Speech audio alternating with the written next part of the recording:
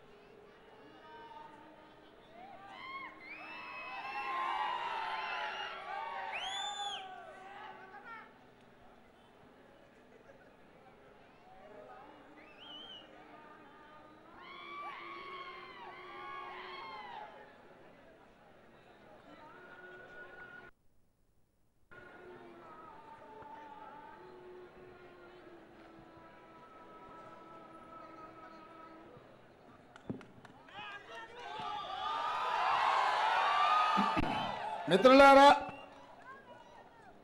ఆడు మన్మోహన్ సింగ్ గారు ప్రధానమంత్రిగా ఉన్నప్పుడు సోనియా గాంధీ గారు యూపీఏ చైర్పర్సన్గా తెలంగాణ రాష్ట్రాన్ని ఇవ్వడమే కాదు, తెలంగాణ రాష్ట్రాన్ని అభివృద్ధి చేయడానికి అవసరమైన పరిశ్రమలు ఇవ్వాలి అని పునర్విభజన చట్టంలో ఖమ్మం జిల్లాకు బయ్యారం ఉక్కు కర్మాగారం ఇచ్చింది, కాచిపేటకు రైల్వే కోచ్ ఫ్యాక్టరీ ఇచ్చింది, రంగారెడ్డి జిల్లాకు ఐటీఐఆర్ కారిడార్ ఇచ్చిండ్రు, ఈ ప్రాంతానికి గిరిజన యూనివర్సిటీ ఇచ్చిండ్రు, మెదక్కు ఐఐఎం ఇచ్చిండ్రు, నల్గొండకు ఐఐటి ఇచ్చిండ్రు.